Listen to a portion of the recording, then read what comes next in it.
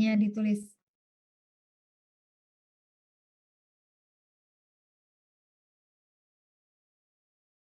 Mbak Vina, suara saya dengar nggak? Iya, Bu. Tes? Terdengar, Bu. Ya. Oh ya, oke. Silakan. Oke, makasih teman-teman. Di sini saya dari kelompok 3A yang beranggotakan Vina Hasina, NIM 26, Ika Zuliana, NIM 30, Mela Pertiwi, NIM 34, Muhammad Nur Tamamuddin, NIM 36, dan Nila Munana, NIM 40. Di sini kami kelompok 3A akan membahas tentang diare. Bentar. Moderatornya kelompok 4 siapa?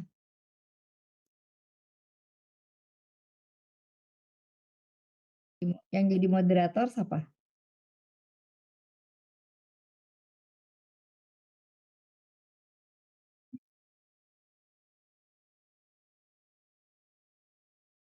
Halo, Saya Bu yang menjadi moderator.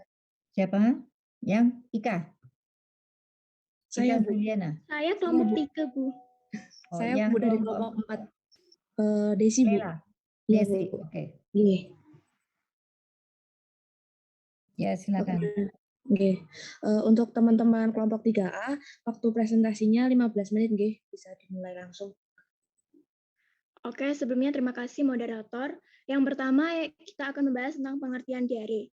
Nah, diare itu merupakan suatu penyakit yang biasanya ditandai dengan buang air besar, itu lebih dari 3 kali sehari atau 3-4 kali sehari. Nah, itu terdapat perubahan bentuk pada konsistensi tinja yang biasanya itu lembek sampai cair. Nah, mungkin itu bisa disertai dengan mual atau muntah, atau biasa disertai dengan tinja yang berdarah. Nah, untuk diare akut itu biasanya terjadi kurang dari 3 hari, sedangkan untuk kronis itu lebih dari 2 minggu. Untuk sebelumnya.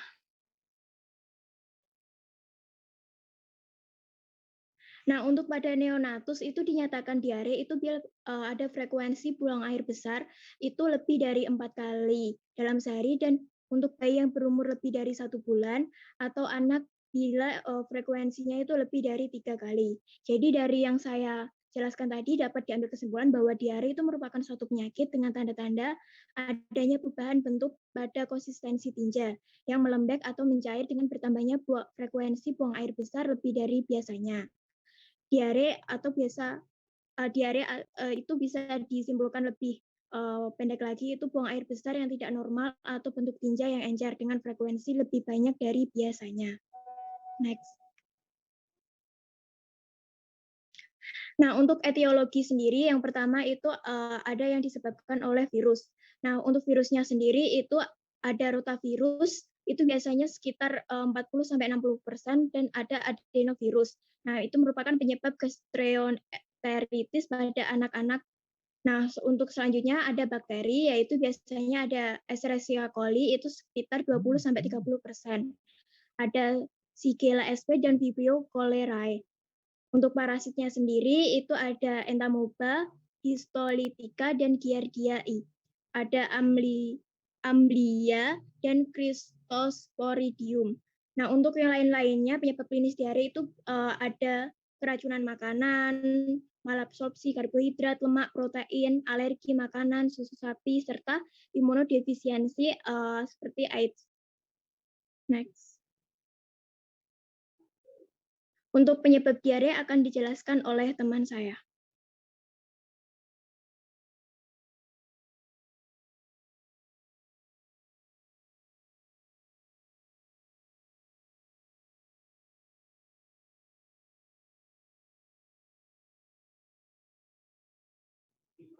Oke, penyebab diare itu biasa disebabkan oleh sejumlah organovirus, organisme bakteri, virus, dan parasit yang sebagian besar itu disebarkan oleh air yang tercemar oleh feses. Nah, untuk rotavirus dan Escherichia coli itu merupakan dua agen etiologi yang paling umum dari penyebab diare, sedang hingga berat. Nah, untuk patogen lainnya seperti yang saya jelaskan sebelumnya, itu ada Cryptosporidium dan Shigella. Itu mungkin bisa menjadi penyebab infeksi diare.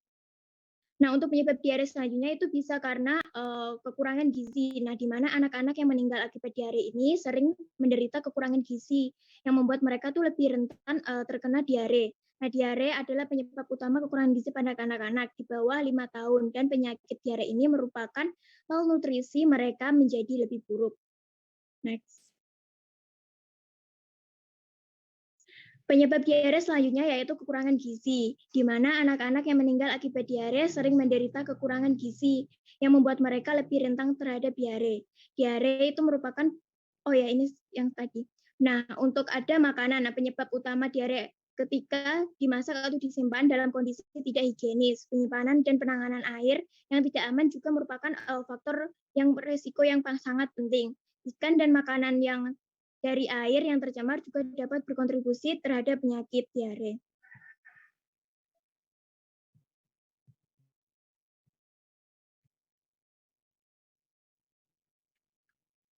Selanjutnya yaitu ada jenis-jenis diare. Yang pertama yaitu diare akut cair. Itu buang air besar di mana frekuensinya itu lebih sering dari biasanya. Pada umumnya itu 3 kali atau lebih per hari dengan konsistensi cair dan berlangsung kurang dari 7 hari. Nah, untuk diare bermasalah itu terdiri dari diare berdarah, kolera, diare berkepanjangan, dan diare kronik. Nah, untuk diare berdarah sendiri atau disebut disentri yaitu merupakan diare dengan darah dan lendir dalam tinja yang dapat disertai dengan adanya tanemus. Nah, untuk kolera sendiri itu diare yang secara terus-menerus, nah cair. Cair seperti lebih cair kayak air cucian gitu tanpa sakit perut serta biasanya itu disertai dengan mual atau muntah pada awal penyakit. Nah, untuk diare yang berkepanjangan atau biasa disebut prolonged diare itu diare yang berlangsung lebih dari 7 hari dan kurang dari 14 hari. Penyebab diare dari berkepanjangan ini itu berbeda dengan diare pada diare yang akut. Pada keadaan ini tuh tidak memikirkan infeksi virus, melainkan infeksi bakteri atau parasit malabsorpsi dan bisa beberapa penyebab lain dari diare persisten. Nah, untuk selanjutnya yaitu ada diare persisten atau biasa disebut dengan diare kronik.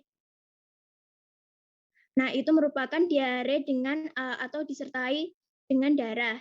Nah, ini berlangsung selama 14 hari atau lebih. Bila sudah terbukti disebabkan oleh infeksi, disebut dengan diare persisten.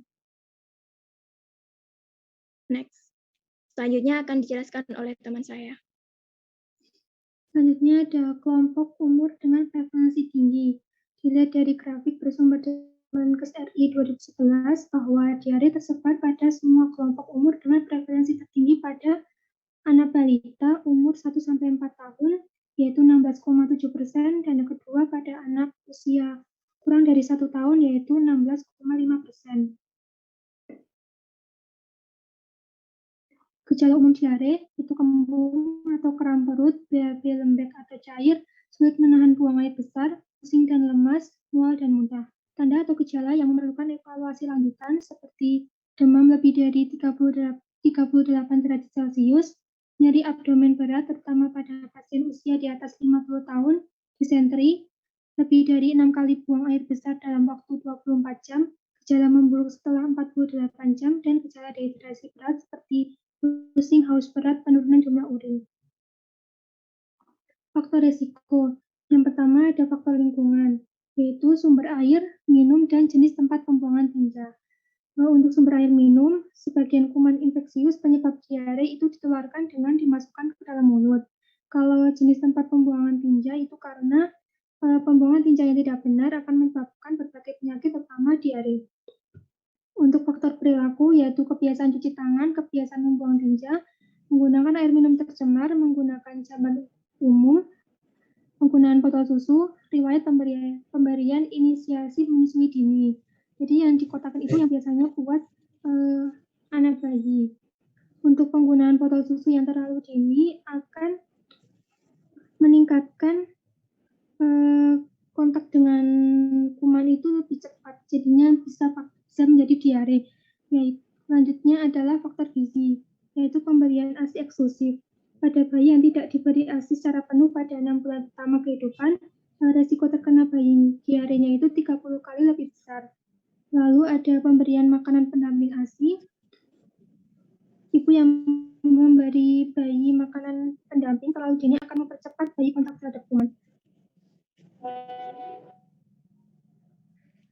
Selanjutnya ada mekanisme diare. Untuk etiologinya seperti yang tadi sudah dijelaskan oleh teman saya, ada faktor infeksi, malabsorpsi, makanan, dan psikologis. Nah, mekanisme dasar penyebab timbulnya diare ini adalah yang pertama adanya gangguan osmotik, yakni makanan yang tidak dapat diserap akan menyebabkan tekanan osmotik dalam rongga usus meningkat sehingga terjadi pergeseran air dan elektrolit ke dalam rongga usus di mana isi rongga usus berlebihan sehingga menimbulkan diare. Kemudian adanya gangguan sekresi yang diakibatkan oleh adanya toksin atau zat tertentu pada dinding usus sehingga sekresi air dan elektrolit meningkat kemudian menimbulkan diare. Selanjutnya ada gangguan motilitas usus yang mengakibatkan hiperperistaltik. Nah, akibat dari diare tersebut adalah kehilangan air dan elektrolit yang dapat mengakibatkan gangguan keseimbangan asam basa, gangguan gizi, hipoglikemia, dan gangguan sirkulasi darah.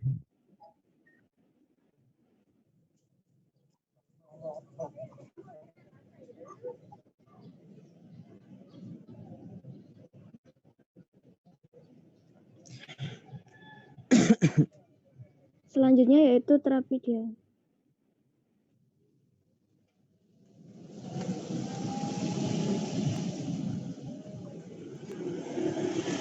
Nah, untuk algoritmenya itu dilihat apakah berapa lama diare yang diderita, kemudian apakah ada darah pada feses, kemudian dilihat secara grafik dan yang dirasa itu apakah kondisinya letargik atau tidak sadar, gelisah atau teriritasi, terdapat mata cekung atau tidak, kemudian cairan pada anak itu bagaimana, apakah tidak bisa minum atau minum sedikit, kemudian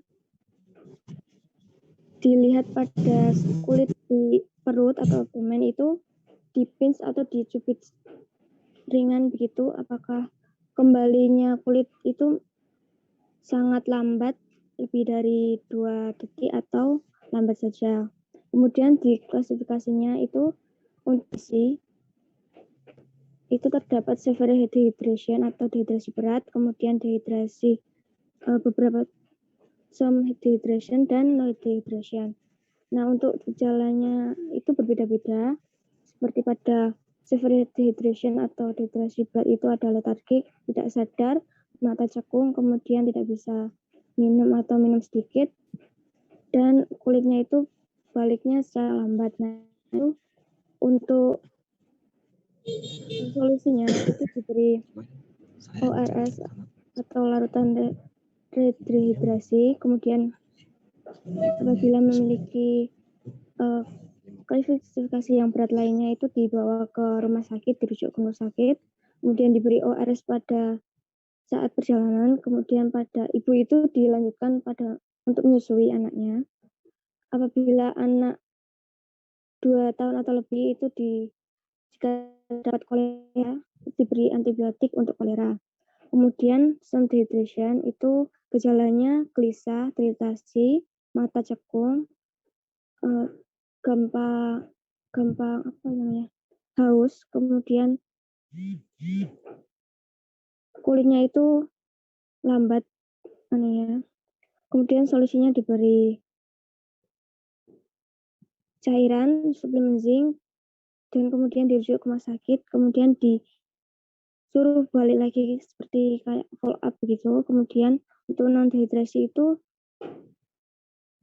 diberi cairan suplemen zinc dan makanan, kemudian di follow up 5 hari apabila tidak ada kemajuan. Untuk diare 14 hari atau lebih itu terklasifikasi menjadi persisten diare berat dan juga persisten diare. Kemudian apabila ada darah pada feses itu diklasifikasikan menjadi disentri. Selanjutnya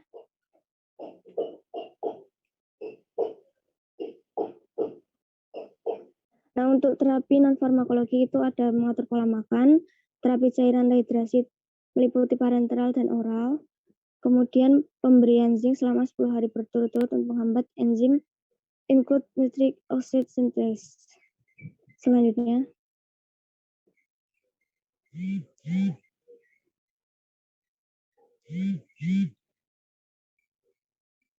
Nah, untuk terapi diare itu terdapat cairan elektrolit yang menjaga hidrasi dan elektrolit, kemudian anti diare, ada zat penghambat peristaltik itu menghambat motilitas atau pergerakan usus, kemudian anti diare atau absorben itu menyerap racun atau mikroorganisme atau zat lendir yang menyebabkan diare. Selanjutnya.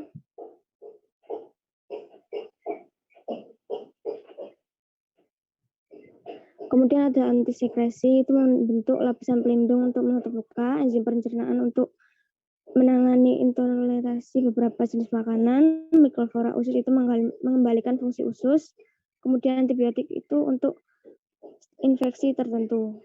Selanjutnya.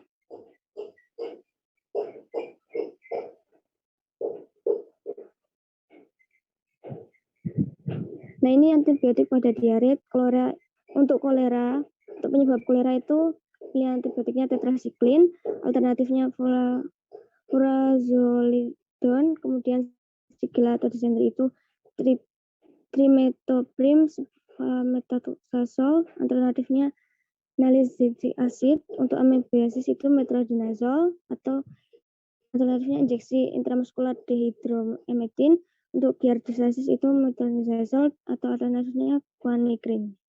Selanjutnya.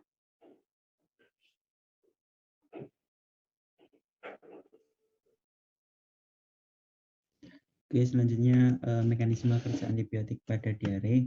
Yang pertama jenis antibiotik amikasin golongan aminoglikosida. Ini mekanisme menghambat sintetis protein dengan berkaitan pada ribosom 30S. Kemudian ampicillin golongan penisilin ini mengganggu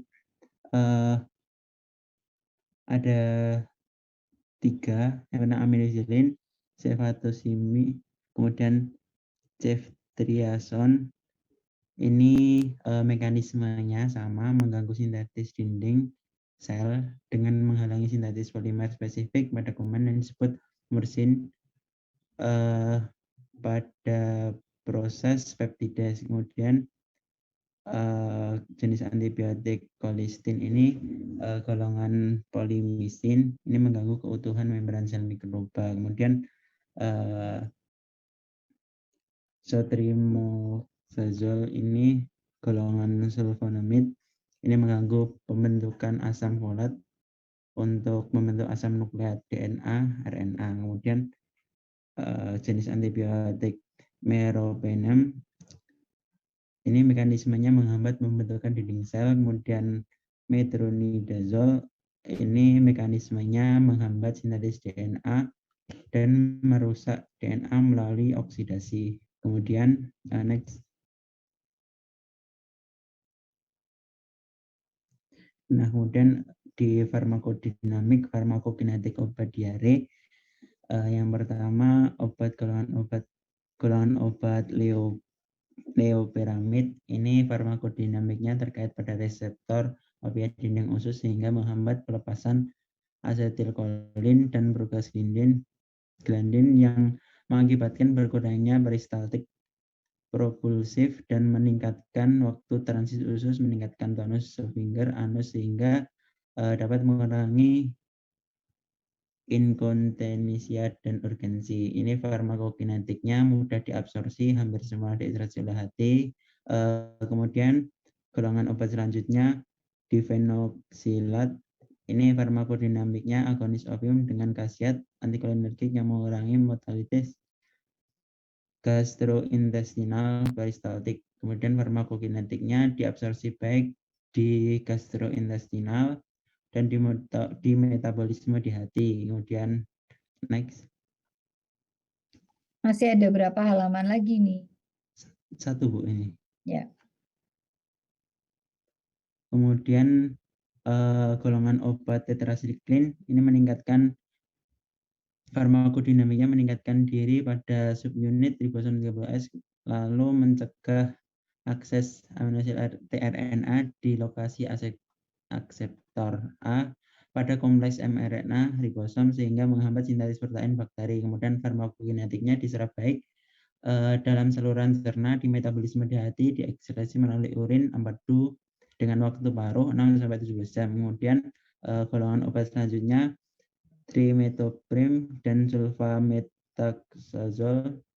Ini farmakodinamiknya menginhibisi penggunaan asam para aminobenzoat pada saat sintetis dihidrofolat oleh bakteri. Kemudian farmakokinetiknya trimetoprim diabsorpsi lebih cepat dibanding sulfamethoxazole. Ini waktu paruh TMP 11 jam dan SMX-nya 10 jam, kemudian diekstraksi melalui urin. Kemudian masih satu. Antiperistaltik drug, ini yang pertama ada amoebiasis. Ini apabila pengobatan antibiotik untuk gejala Brody, diarrhea versus infected sigilla, ini infection gagal. Apabila Termozyte dan Entamoeba ini mengandung eritrosis ditemukan dalam feses. Kemudian selanjutnya ada giardiasis apabila mengalami diare hingga 14 hari dan sitosis dari Giardia intestinalis ini ditemukan dalam fases atau dalam jumlah kecil intestinal. Berikut presentasi dari kami. Sekian. Assalamualaikum warahmatullahi wabarakatuh. Kembalikan ke moderator.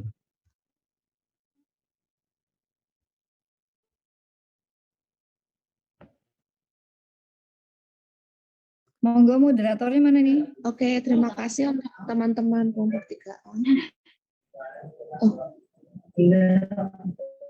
Gimana, Bu? Monggo.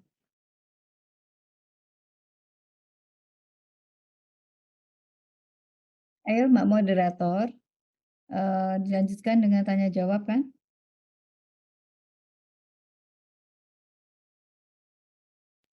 Iya, Bu. Monggo. Oke, untuk teman-teman yang inginnya bisa langsung menuliskan jawabannya di kolom chat, ya. Jangan lupa untuk pertanyaannya, bukan jawabannya. Oh iya, Bu, pertanyaan, maaf, Bu.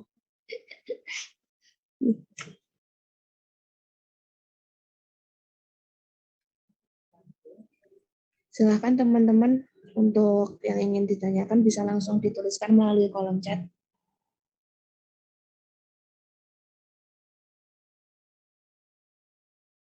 Di anu dulu, stop share screen. Ya, oke. Monggo, tanya jawab ini untuk materi kasus diare. Di materi kasus diare ini, mari kita diskusikan untuk imunofarmakologi. Imunofarmasinya gimana? Silakan.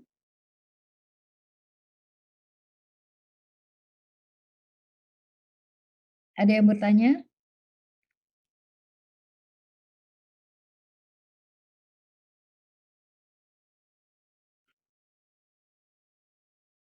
Oke, kalau nggak ada yang bertanya, saya bertanya ke kelompok 3 ya, ini ya.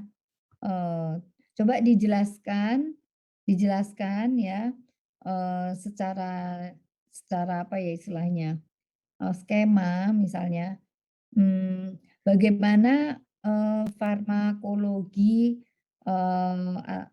antibiotik itu antibiotik yang digunakan pada diare tadi. Coba dijelaskan. Bagaimana mekanisme kerja obat-obat pada diare tadi. Misalnya kayak loperamid ya. Kemudian tolong dijelaskan juga loperamid cuma satu. Nah, yang lainnya tuh apa? Obat-obat apa saja yang lain? Obat-obat yang anti diare ini, kerjanya loperamid itu apa? Bagaimana? Ayo dijelasin.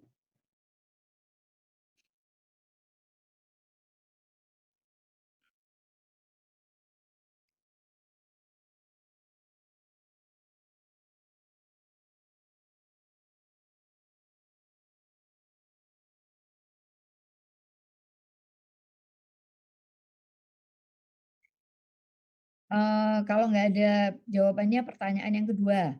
Pertanyaan yang kedua, bagaimana secara imunologi ya, bagaimana secara imunologi, badan itu bisa, bereaksi, terhadap, patogen-patogen yang di usus ini, pada saat kondisi diare, bagaimana?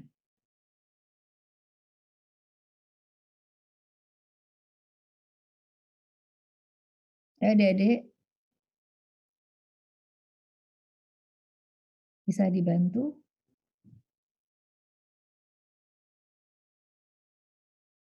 Kalian mencari jawabannya di Google, di Mbah Google nggak akan ada.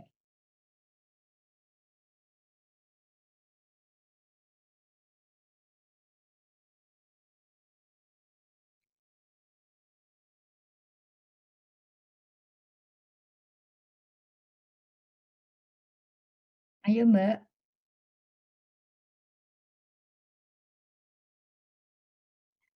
Pertanyaan yang ketiga, gimana terjadi diare? Ada gitu aja, ayo dijelasin. Kok bisa terjadi diare? Ayo dijelasin.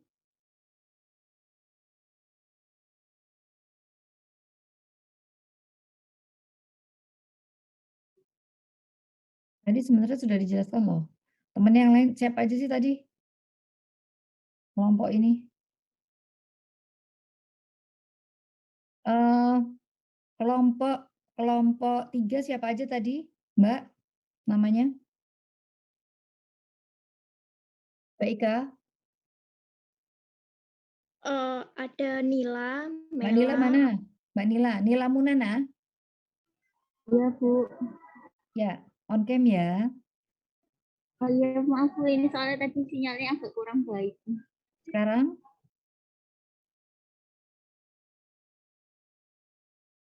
siapa lagi yang kedua? Mbak Nila, siapa lagi? Tak catat ya. ada Tamam, Mela, Ya. Mas Tamam, terus Vina, Mbak Vina Mela, mana? Vina, Mbak Vina mana? Saya, Bu. Vina Hasina, terus Mela, Mela Mela, Pertiwi. Mela Pertiwi, Mbak Mela, Nggih, Bu. Mela Pertiwi, baik. Terus Sudah, Bu. sama Mbak Ika. Iya. Ya, oke. Monggo Mas Tamam, ini yang cowok sendiri nih. Bagaimana sih apa terjadinya diare ya, dari sisi imun?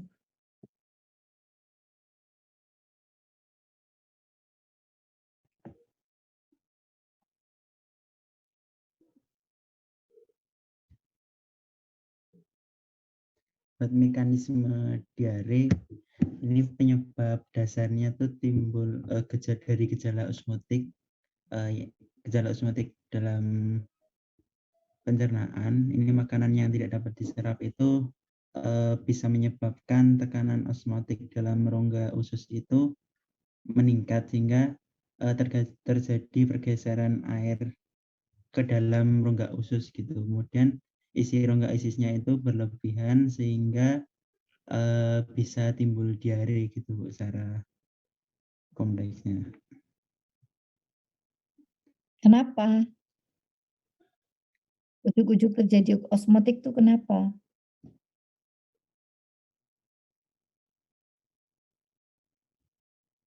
Temennya bantu?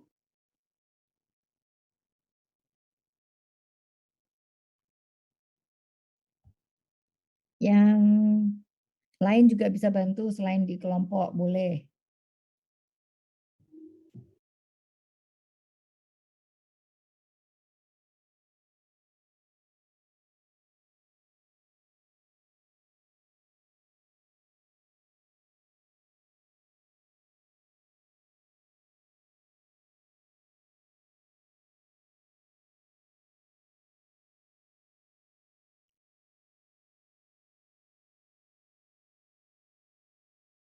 Ada yang mau tanya lagi?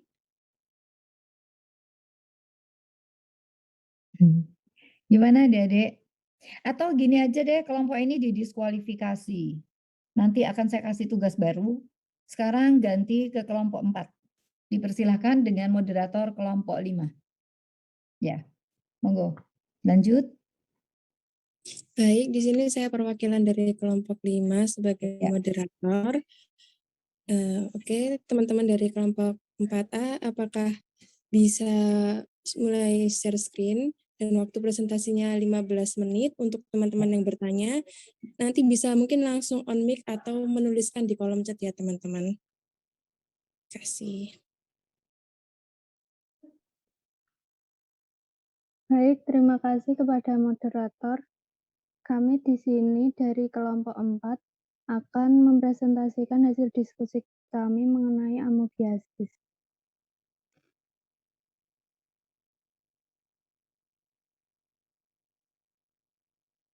Kami beranggotakan Resti Laila Desi NIM 42, Rama Luciani Aska NIM 44, Ramadita Irma NIM 46, Riza Kusuma Ningtyas NIM 48, RR Puspita Tri Rahayu NIM 50.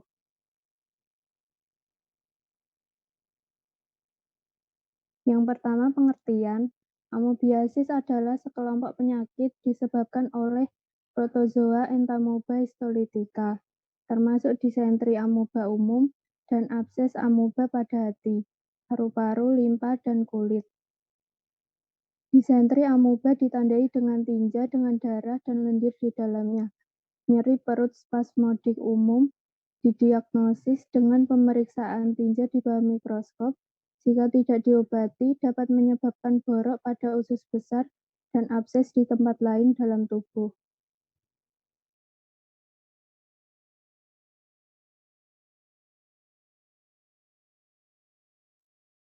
Selanjutnya, gejala amoebiasis. Biasanya gejala timbul 1-3 minggu setelah kista masuk ke dalam tubuh.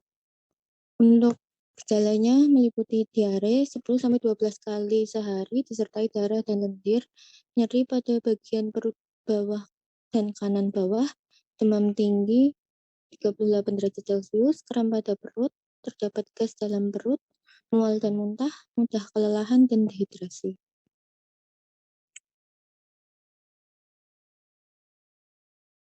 Selanjutnya adalah mekanisme amoebiasis. Jadi amoebiasis ini disebabkan ketika parasit E. histolytica masuk ke dalam tubuh dan menetap di dalam usus. Nah, dalam siklus hidupnya ini, Entamoeba histolytica ini memiliki stadium yang berbentuk trofozoid, prakista, kista, dan metakista. Trofozoid ini berdiameter sekitar 4-60 mikrometer dan ditemukan di bagian bawah usus halus. Namun sering berada di kolon dan rektum yang melekat pada bagian mukosa. Nah, trofozoid ini adalah bagian stadium infeksi yang masuk ke dalam usus dan melakukan pembelahan aseksual, kemudian masuk ke dalam mukosa usus besar. Di dalam dinding usus besar, trofozoid ini terbawa oleh aliran darah menuju ke hati, paru, otak, dan organ lain. Trofozoid dalam saluran pencernaan melakukan pemadatan dan berubah bentuk menjadi metakista. Lalu metakista keluar bersama tinja. Bentuk kista ini bersifat non-patogen, tapi dapat berubah menjadi infektif bagi manusia ataupun hewan mamalia lain seperti anjing dan kucing. Kista ini dihasilkan jika kondisi sekitarnya tidak memungkinkan untuk kehidupan trofozoid. Inti kista dapat membelah menjadi 4 dengan ukuran berkisar 10-20 mikrometer. Kondisi ini terjadi jika bentuk kista menjadi matang atau biasa disebut metakista. Kista dikeluarkan bersama tinja. Selama dalam saluran pencernaan, dalam suasana asam tidak terjadi perkembangan. Namun dalam suasana basah atau netral, kista menjadi aktif, berkembang menjadi 4 stadium trofozoid, metakistik, dan selanjutnya menjadi trofozoid di dalam usus besar.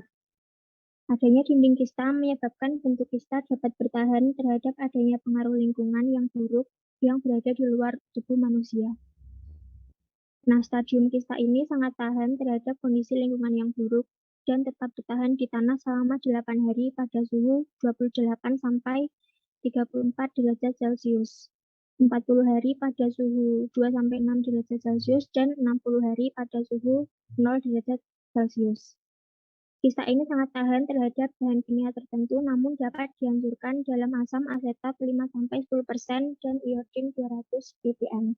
Sedangkan dalam air kista dapat bertahan sampai 1 bulan dan dalam tinja kering kista dapat bertahan sampai 12 hari.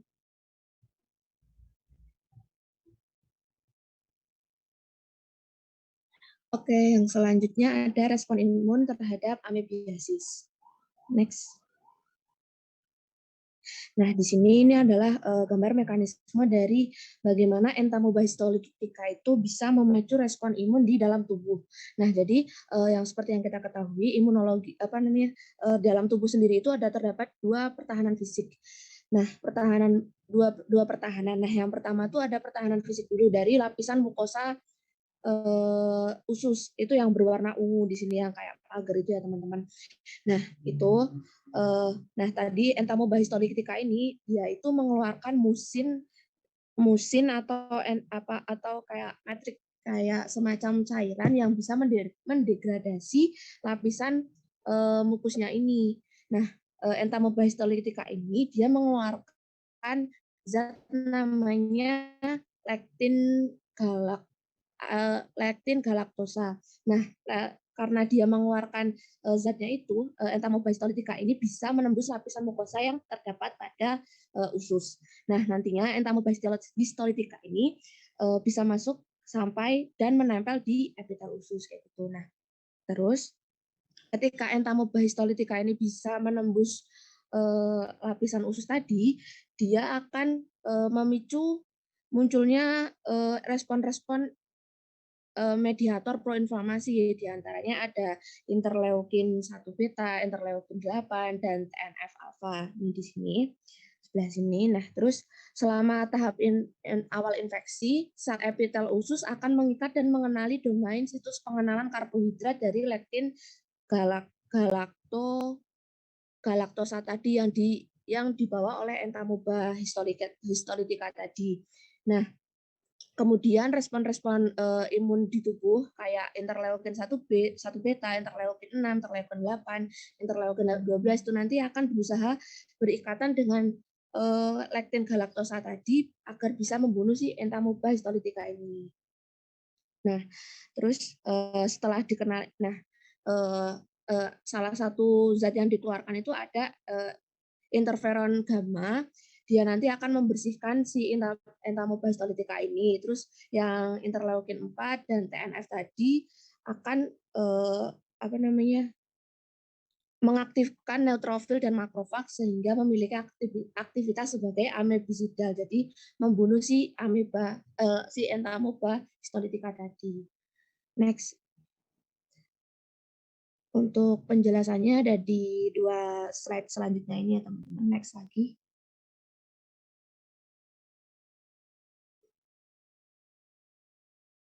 Oke, kemudian ada faktor dan penyebab dari amobiasis.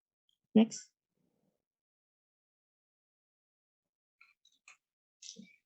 Nah, penyebabnya tadi bisa dari tertelannya entamoeba histolitika. Nah, terus udah dijelaskan oleh teman saya di awal tadi, yang tertelan manusia tadi akan berkembang menjadi 4 stadium tropozoid metagistik. Stadium ini berkembang menjadi tropozoid yang nantinya masuk di besar.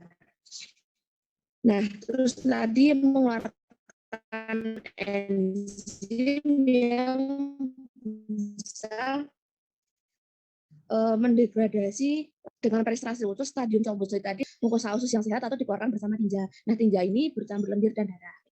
Next.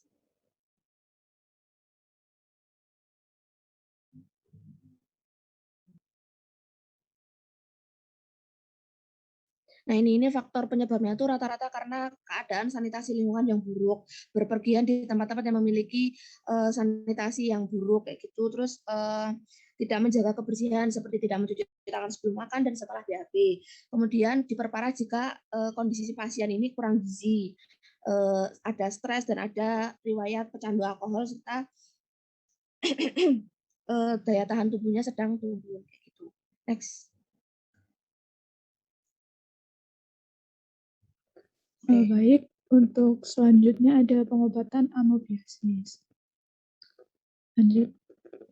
Nah, untuk penata laksanaan amoebiasis sendiri itu terbagi jadi 3. Yang pertama infeksi asimptomatik intestinal. Jadi memang kebanyakan dari infeksi eustolika itu dia bersifat asimptomatik. Nah, asimptomatik di sini itu maksudnya ketika suatu pasien dia itu terinfeksi tetapi tidak menimbulkan suatu gejala klinis seperti itu. Nah, untuk infeksi asimptomatik intestinal itu terdiri dari obat golongan amebisikuminal seperti paramomisin, diloxanid furoat, dan iodoquinol. Kemudian yang kedua ada amoebiasis colitis, yaitu amebicide jaringan diikuti dengan amebicide intraluminal. Contoh obatnya metronidazol dan tinidazol. Nah, untuk beberapa kasus yang jarang itu tuh bisa juga menyebar, jadi eustolika itu bisa juga menyebar sampai ke jaringan tubuh lain selain dari saluran pencernaan. Nah, salah satunya itu adalah bisa menyebar ke hati. Untuk amoebiasis hepar sendiri itu hampir sama dengan amoebiasis colitis, namun dosisnya itu diberikan sedikit berbeda dengan amoebiasis colitis. Lanjut.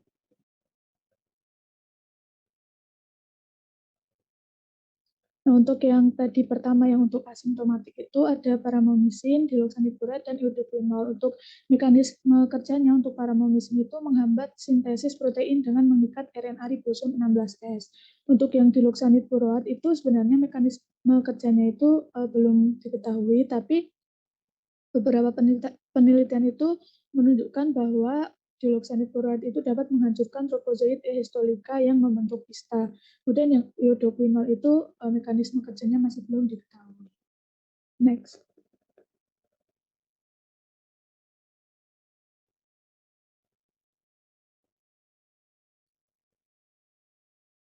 Nah, untuk mekanisme kerja secara lebih jelasnya, untuk paramomisin itu mengikat ke situs A RNA ribosom 16S yang menyebabkan terbentuknya rantai polipeptida yang rusak, tapi itu diproduksi secara terus-menerus, sehingga produksi protein yang rusak itu dapat menyebabkan kematian bakteri, atau jadi paramomisin itu dia menghambat translasi dari bakterinya. Kemudian diloxanid furoat itu dapat menghancurkan trofozoit histolika yang membentuk kista. Nah, kista itu kemudian dikeluarkan oleh orang-orang yang terinfeksi amoebiasis tanpa timbulnya gejala atau asimptomatik.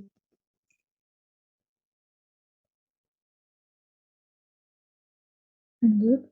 Nah, untuk iodoquinol itu kan mekanismenya belum diketahui, tapi menurut MES tahun 99 itu menyatakan bahwa iodoquinol itu memberikan efek terapeutik sebagai luminal amebicide dan anti-infective agents.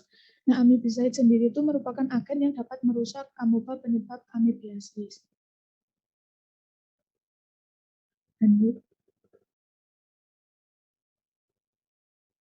Kemudian yang kedua ada metronidazol dan tinidazol yang tadi di colitis sama di hepar. Nah, itu metronidazol itu merupakan antibiotik yang bersifat bakterisid. Dia dapat membunuh bakteri atau membunuh trofozoit. Sedangkan tinidazol itu sebenarnya memiliki efektivitas yang sama dengan metronidazol, tapi bedanya itu memiliki lama kerja yang lebih panjang. Lanjut. Untuk mekanisme kerjanya itu, metronidazol itu mereduksi senyawa kimia bakteri anaerobik dan protozoa dengan cara menghambat sintesa DNA bakteri dan protozoa dan merusak DNA melalui oksidasi, sehingga menyebabkan putusnya rantai DNA dan menyebabkan bakteri atau protozoa itu mati. Lanjut. Untuk farmakodinamik metronidazol, jadi metronidazol itu merupakan jenis obat golongan prodrug, jadi harus yaitu teraktivasi ketika di metabolisme, gitu, adanya proses metabolisme. Nah, metronidazol itu diaktifkan dalam sitoplasma bakteri atau organel spesifik protozoa. Nah, untuk di mikroorganisme anaerob itu metronidazol kan aktif, kemudian dia mereduksi gugus nitro dan mengikat DNA sehingga pembentukan asam nukleat itu terganggu dan menyebabkan kerusakan bakteri. Untuk waktu paruhnya itu 8 jam. Lanjut.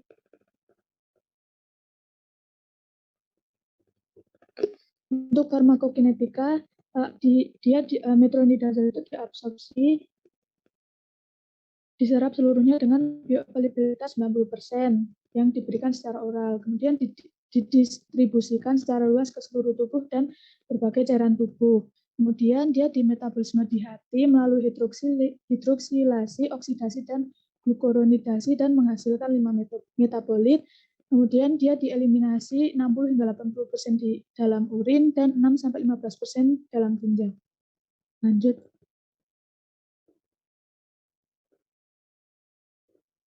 Untuk farmakodinamika dari tinidazol itu dia merupakan prodrug sama dengan metronidazol tadi dan agen antiprotozoal. Nah, pada ehistolika itu dia gugus nitrotinidazol direduksi oleh sistem transport elektron yang dimediasi ke redoksin, menghasilkan radikal nitrobebas yang dapat berikatan kovalent dengan DNA sehingga dapat menyebabkan kematian sel. Untuk waktu paruhnya itu 13,2 plus minus 1,4 jam dan waktu paruh plasmanya 12 hingga 14 jam. Lanjut. Untuk farmakokinetikanya dia diabsorpsi cepat ke keadaan puasa dan untuk distribusinya itu tersebar luas ke jaringan dan cairan tubuh. Untuk tinidazol juga dimetabolisme di hati dan dieliminasi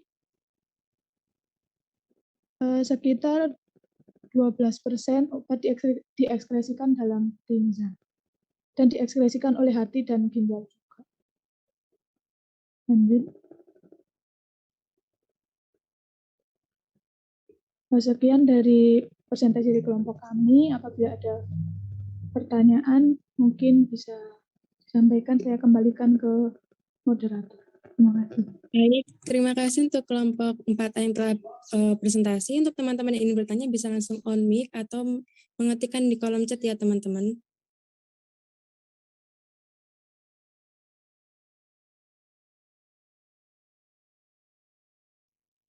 Bagaimana teman-teman? Apakah ada yang mau ditanyakan?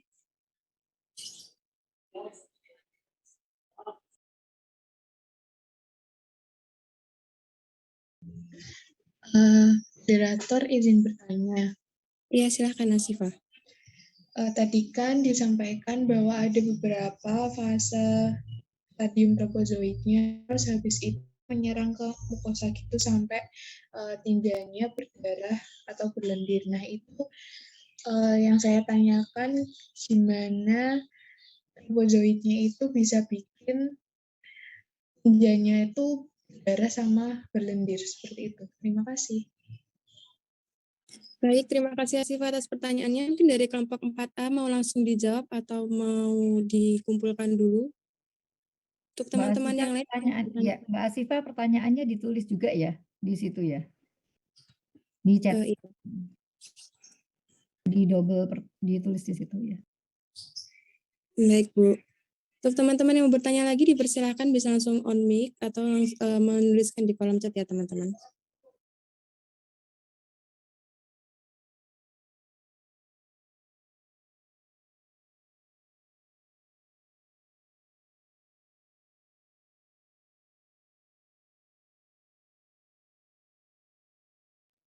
Moderator izin bertanya. Iya, silakan Ika. Oke, terima kasih sebelumnya moderator. Tadi disebutkan bahwa amoebiasis itu jika tidak diobati itu dapat menyebabkan borok pada usus besar dan abses di tempat lain ya. Nah itu untuk pengobatannya gimana ya? Apakah sama kayak pengobatan amoebiasis biasa atau ada terapi lain yang menunjang yang lebih gitu? Terima kasih moderator. Baik, terima kasih Ika. Untuk pertanyaan bisa dituliskan juga di kolom chat. Untuk kelompok 4A bisa langsung dijawab ya teman-teman. Sambil menunggu kelompok 4A untuk menjawab, apakah dari teman-teman yang lain ada yang ditanyakan lagi?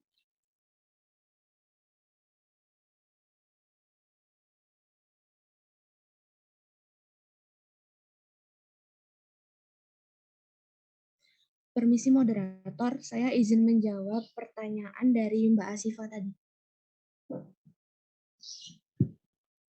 Ya, silahkan Desi, tapi suaranya putus-putus di aku. Oke, atau saya tuliskan saja di kolom chat. Oh, sudah. Silahkan Desi bisa langsung dijawab. Oke, jadi begini, tadi kan tropozoit itu mekanismenya dia itu merusak lapisan dinding mukosa pada usus besar ya. Di situ dia itu menimbulkan semacam luka atau borok gitu. Nah, ketika ada luka di lapisan epitel usus itu nanti akan ada darah dan lendir yang keluar. Nah, darah dan lendirnya ini nanti masuk ke dalam rongga usus besarnya itu dan dia nanti akan keluar bersama tinja. Nah, oleh karena itu tinjanya itu jadi berlendir dan berdarah seperti itu. Bagaimana dari Mbak Asifa? Apakah ada feedback? Suaraku putus-putus tidak ya? Ya jelas kok. Berarti tinja sama darah tidak. sama lendirnya itu manifestasi dari akibat lukanya mukosa usus gitu ya. Ya, kurang lebih seperti itu. Baik, terima kasih dari kelompok 4 atas penjelasannya.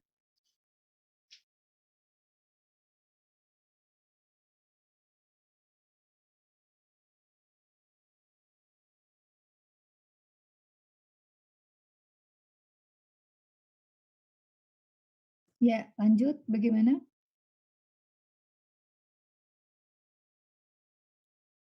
Kalau tidak bisa dijawab, bisa dijadikan PR ya, untuk pertemuan pleno selanjutnya.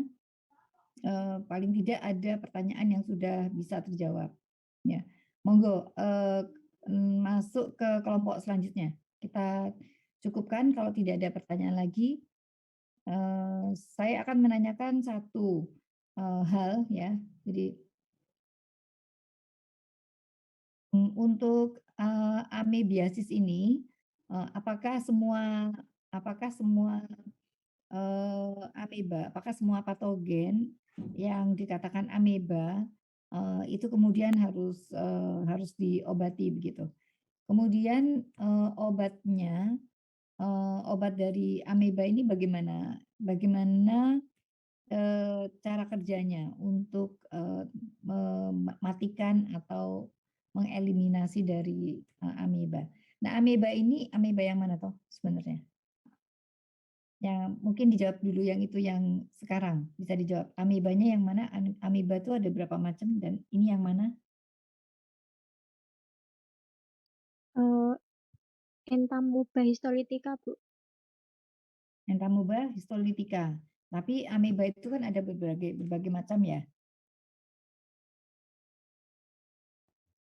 Ada Iya. ameba, ada coli ya. Kemudian ada apa namanya? Braziliensis ada ya gitu.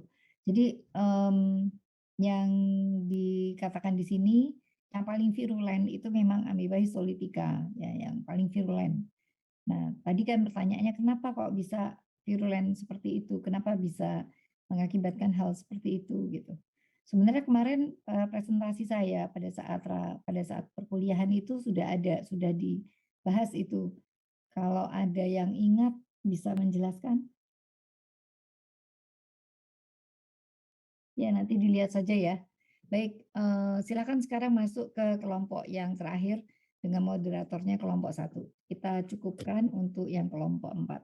Terima kasih untuk presentasinya kelompok 4. Ya. Baik, terima kasih Dr. Sari. Perkenalkan saya di sini Amalia dari perwakilan kelompok 1 sebagai moderator untuk kelompok 5A. Baik, langsung saja silahkan kepada kelompok 5A untuk mempresentasikan hasil diskusinya. Waktu 15 menit dimulai saat pembicara pertama berbicara. Terima kasih.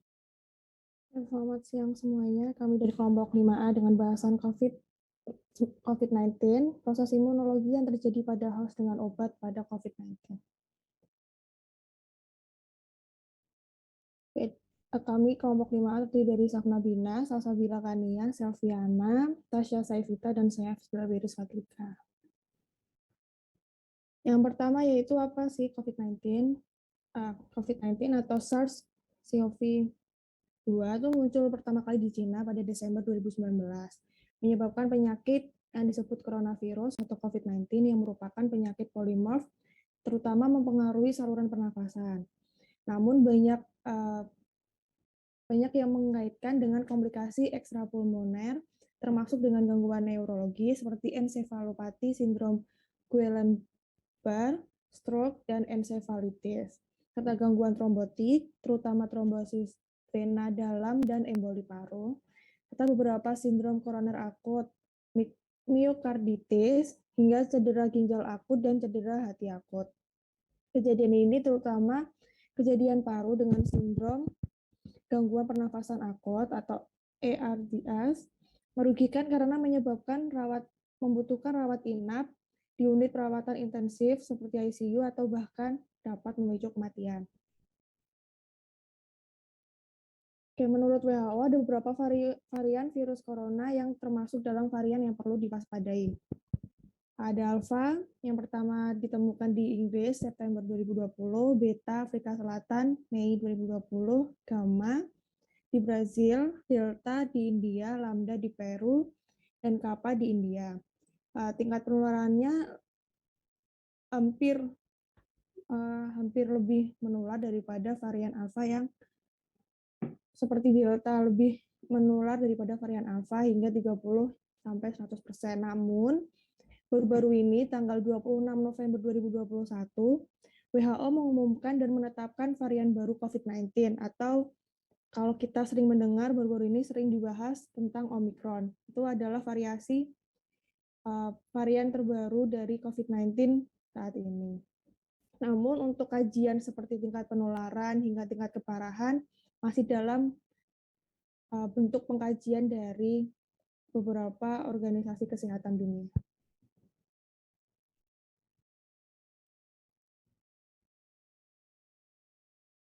Selanjutnya ada faktor resiko dan gejala. Next.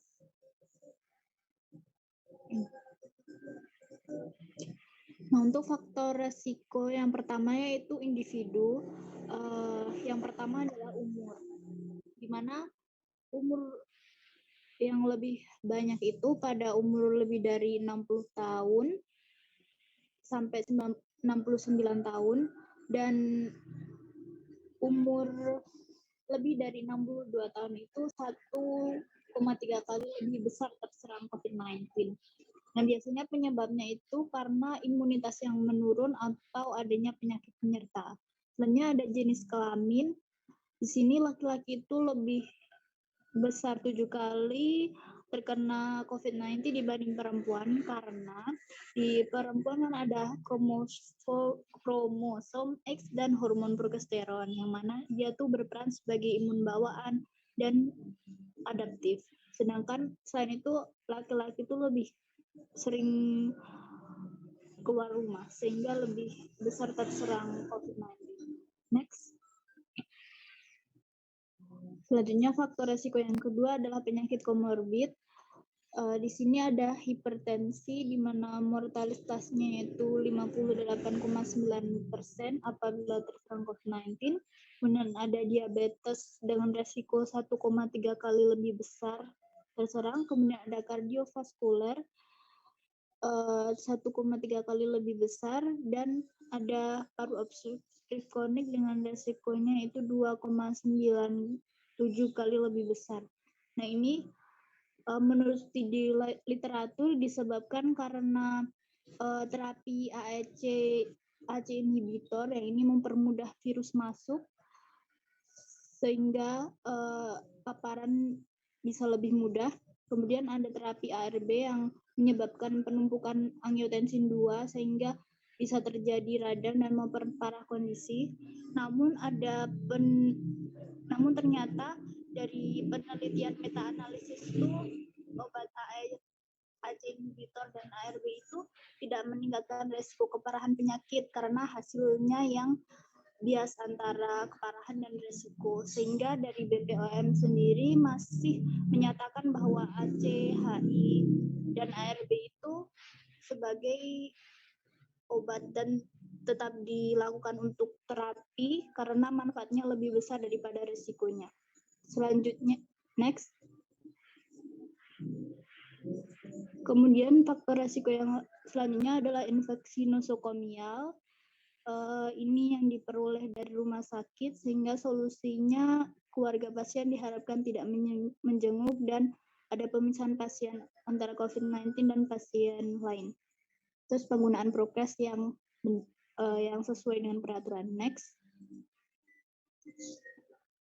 Selanjutnya gejala infeksi COVID yaitu ada demam, ada sakit kepala, batuk kering, nyeri faring, anoreksia, vertigo, mual, muntah, sesak nafas, sakit abdomen dan diare, mialgia, dan kelelahan.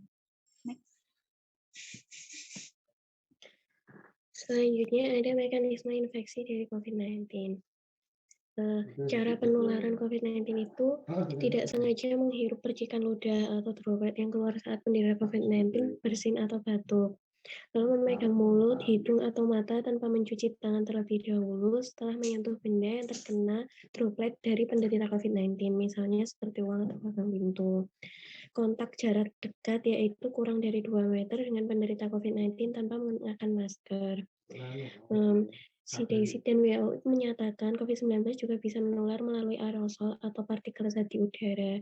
Meski demikian, cara penularan ini hanya terjadi dalam prosedur medis tertentu seperti bronkoskopi, intubasi endotrakeal, hisap lendir, dan pemberian obat melalui nebulizer. Lanjut. Berikutnya ini ada skema replikasi dan patogenesis dari COVID-19. Jadi SARS-CoV-2 atau COVID-19 itu terutama menginfeksi sel-sel pada saluran nafas yang melapisi alveoli. SARS-CoV-2 ini akan berikatan dengan reseptor-reseptor dan membuat jalan masuk ke dalam sel. Glikoprotein yang terdapat pada envelope spike virus akan berikatan dengan reseptor seluler berupa ACE2 pada SARS-CoV-2. Di dalam sel, SARS-CoV-2 ini akan melakukan duplikasi materi genetik dan mensintesis protein-protein yang dibutuhkan, kemudian membentuk virion baru yang muncul di permukaan sel. Genom RNA virus akan dikeluarkan ke sitoplasma sel dan ditranslasikan menjadi 2 poliprotein dan protein struktural. Nah, genom virus itu akan mulai untuk bereplikasi. Kemudian glikoprotein pada selubung virus yang baru terbentuk itu akan masuk ke dalam membran retikulum endoplasma atau badan Golgi sel. Terjadi pembentukan nukleokapsid yang tersusun dari genom RNA dan protein nukleokapsid. Partikel virus akan tumbuh ke dalam retikulum endoplasma dan Golgi sel.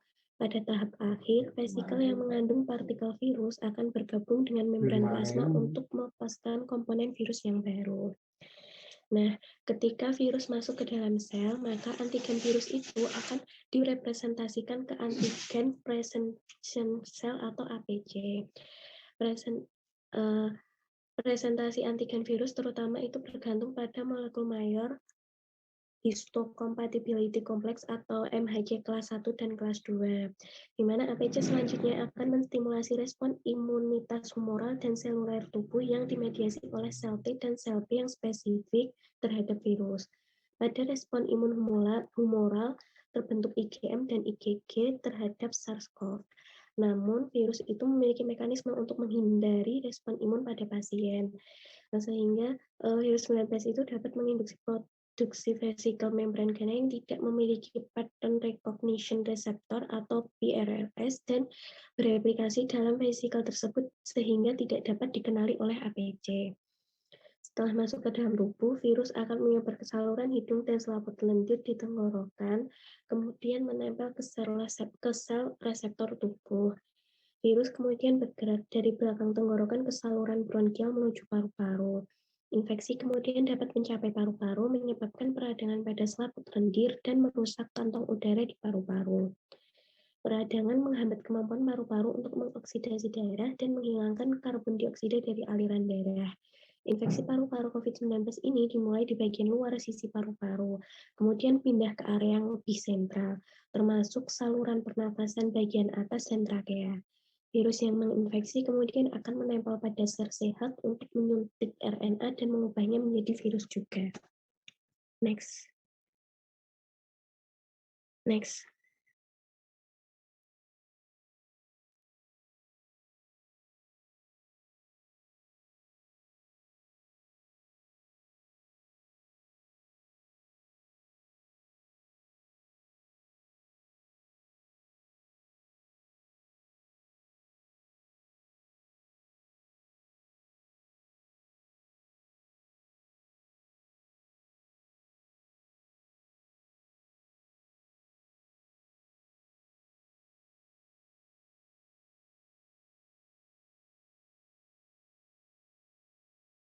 Oke, aku lanjutin. Terus ada lagi pengobatannya.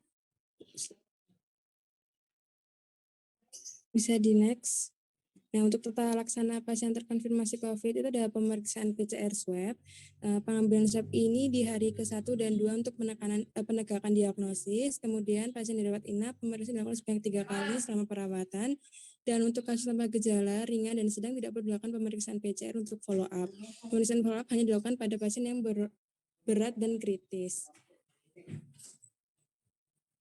Untuk yang tanpa gejala itu biasanya dengan non-farmakologis seperti memberikan edukasi kepada pasien dan keluarga.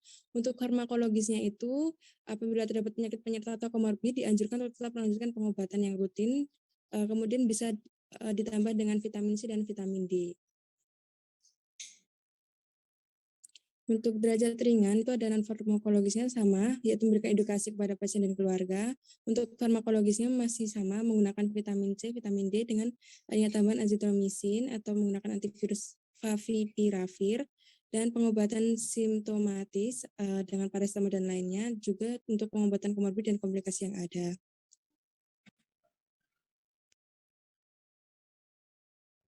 Selanjutnya untuk derajat sedang ada pengobatan non-farmakologis dengan istirahat total, asupan kalori adekuat, kontrol elektrolit, status hidrasi atau terapi cairan, oksigen, pemantauan laboratorium, daerah variabel lengkap. Untuk farmakologisnya dapat menggunakan vitamin C, kemudian azitromisin yang ditambah dengan antivirus favipiravir atau remdesivir, kemudian menggunakan antikoagulan, kemudian pengobatan simptomatis atau gejala seperti demam menggunakan paracetamol, kemudian ada pengobatan komorbid dan komplikasi jika ada. Next. Kemudian untuk derajat berat atau kritis, untuk pengobatan non-farmakologisnya dengan istirahat total, asupan kalori adekuat, kontrol elektrolit, status hidrasi atau terapi cairan, dan oksigen.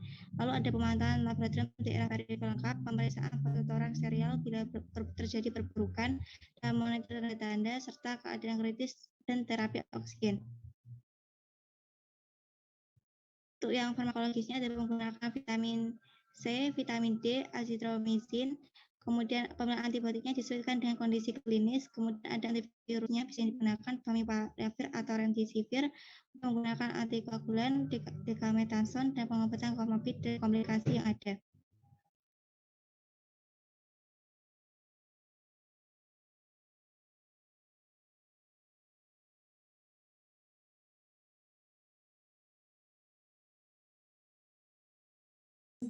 Oke, secara umum obat-obat yang digunakan itu dibagi menjadi obat antivirus, antiinflamasi, dan imunomodulator. Next.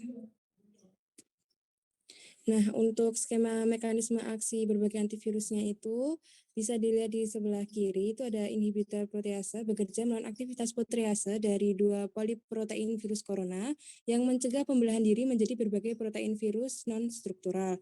Kemudian ada inhibitor RDRP, itu mencegah produksi RNA genomik dan subgenomik atau sgRNA.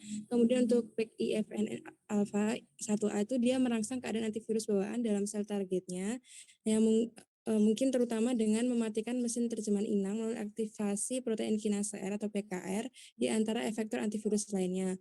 Kemudian untuk skema terapi antiinflamasi yang diselidiki itu ada Dornasa alfa bertindak melawan NET, baricitinib dan ruxolitinib menghambat pensinyalan JAK atau STAT, losartan dan C21 itu memanfaatkan sistem angiotensin renin untuk mengurangi peradangan, dan metilprednisolon dan dexamethasone itu bertindak sebagai antiinflamasi melalui aksi reseptor glukokortikoid di sitoplasma.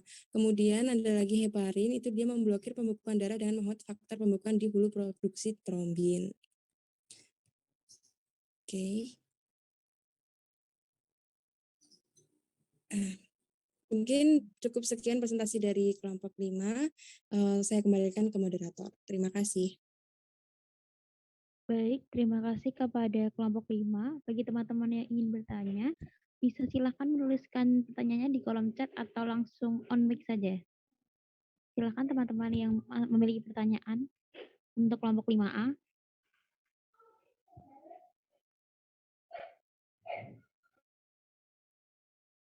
Silakan.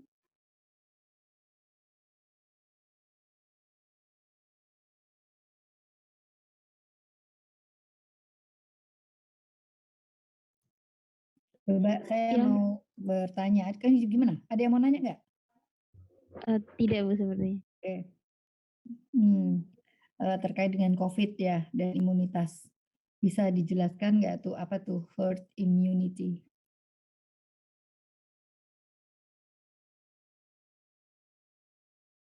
Pernah dengar ya? Apa tuh ya herd immunity? Kemudian kiranya bagaimana nih herd immunity implementasinya di COVID?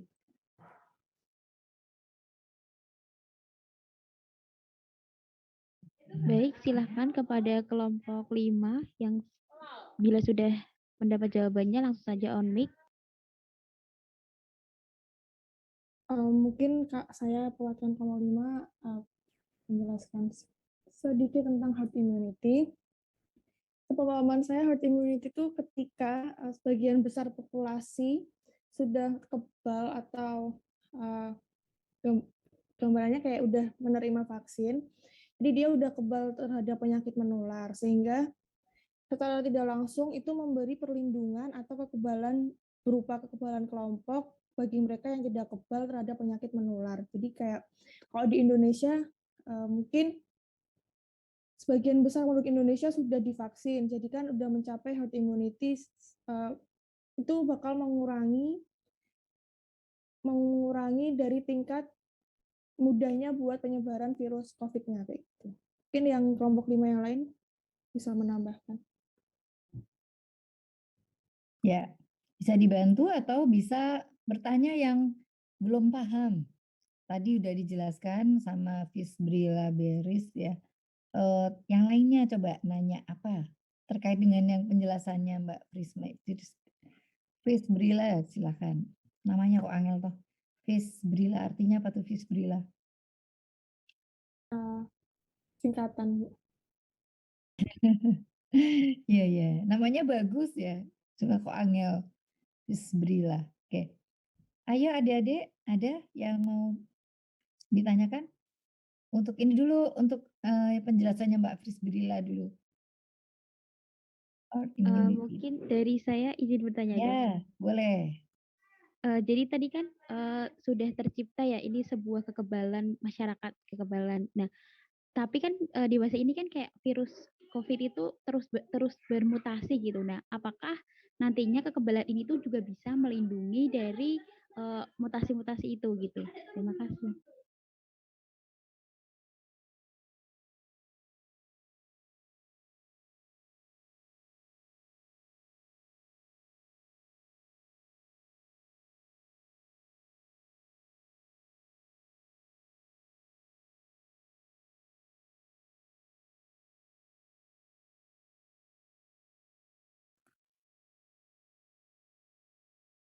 Monggo.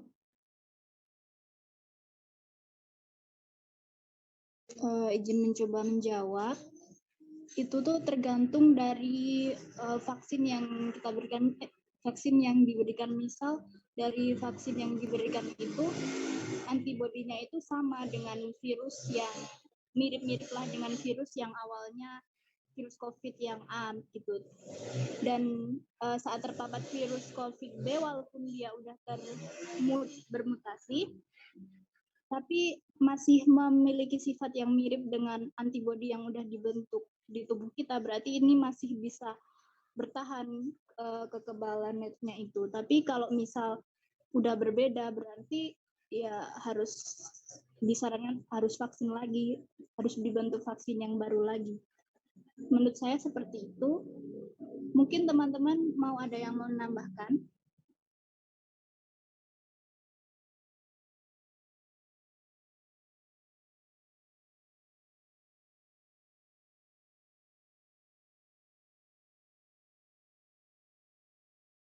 Ya.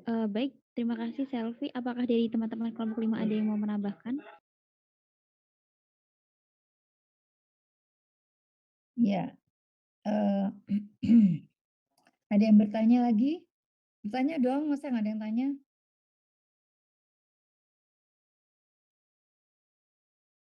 Ya, pertanyaan lagi. Untuk vaksinasi, ini kan akhirnya ke imunologi ya. Herd immunity itu juga larinya ke imunologi. Untuk vaksinasi itu apa sih manfaatnya gampang ya? Apa sih manfaat vaksinasi atau imunisasi itu?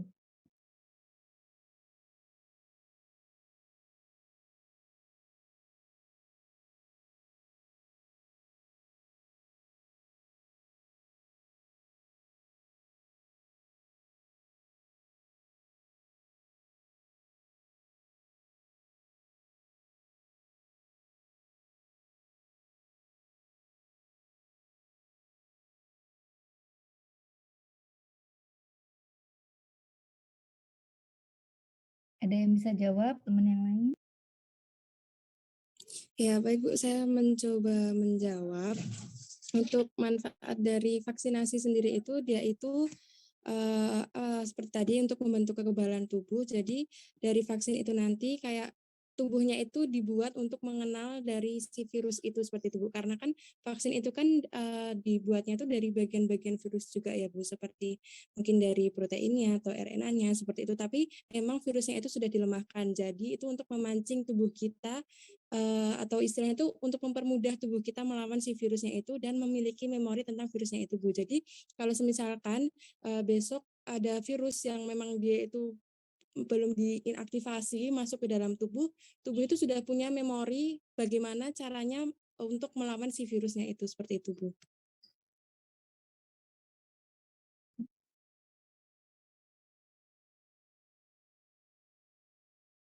Ya. Salah satu keunggulannya vaksinasi apa? Yang paling ini?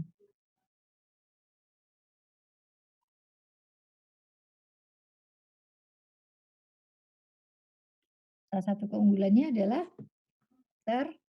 tertakar. Ya, itu pentingnya di situ. Tertakar.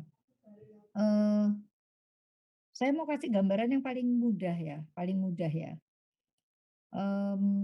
Anda mau mencoba atau akan ingin mengenali seseorang, ingin mengenali satu patogen ya. Kalau namanya imunisasi itu kan kenalan dengan patogen COVID gitu, kenalan dengan COVID. Kita mau kenalan dengan COVID.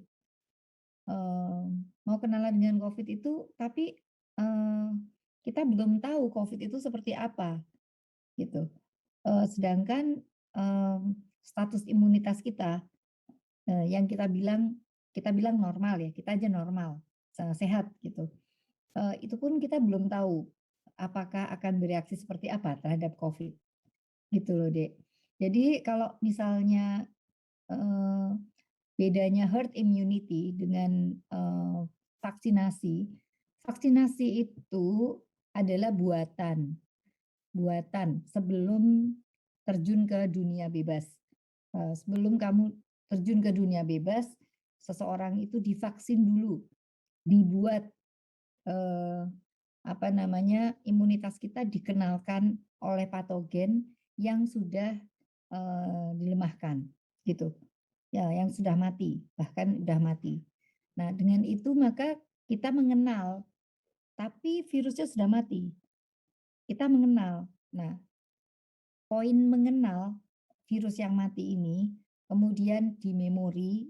Nah, sehingga kita memiliki premunisi, jadi memiliki imunitas. Begitu. Nah, kemudian bedanya dengan herd immunity.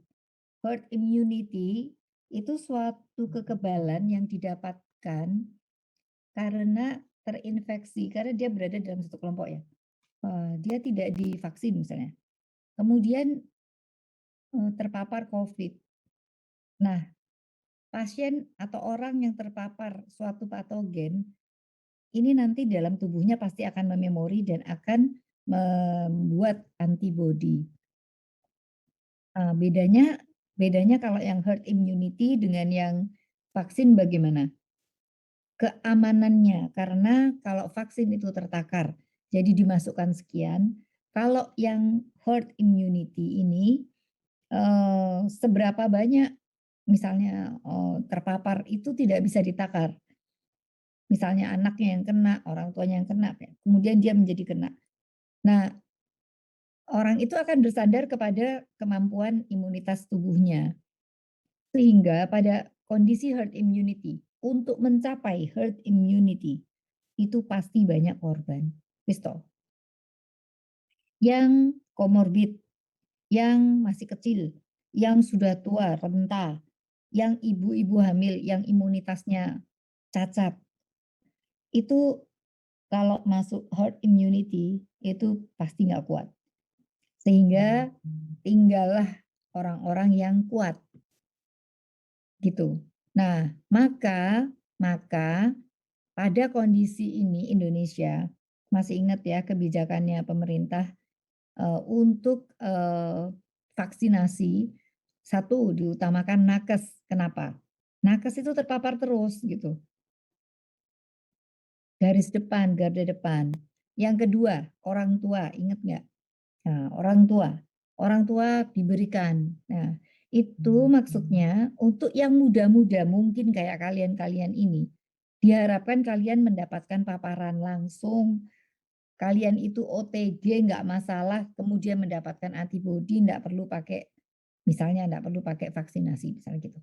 Nah, yang rentan-rentan kalau diperlakukan sama akan meninggal sehingga diberikan vaksinasi. Nah, yang itu diutamakan. Gitu ya.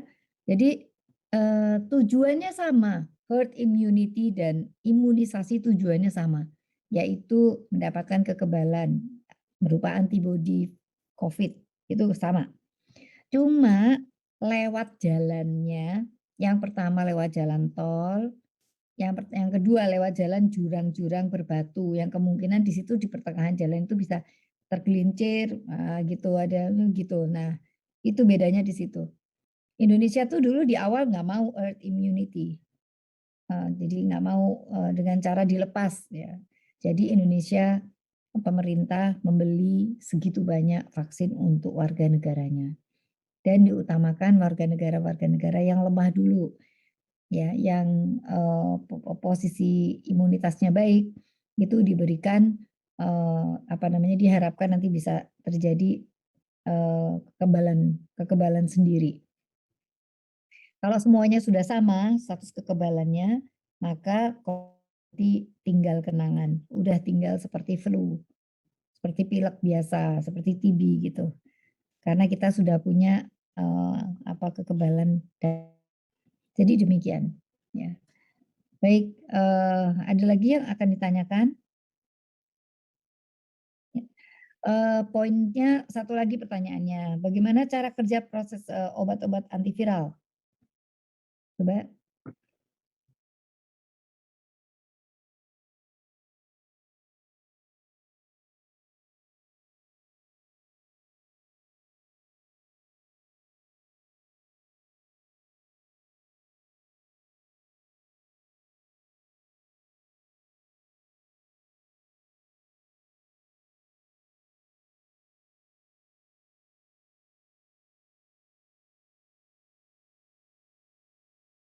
Baik Bu, saya mencoba menjawab. Untuk mekanisme kerja antiviralnya itu ada yang dengan menginhibisi atau sebagai inhibitor protease, kemudian ada juga sebagai inhibitor RDRP.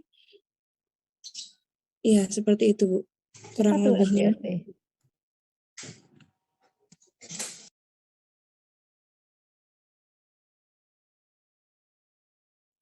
Apa? RDRP itu apa?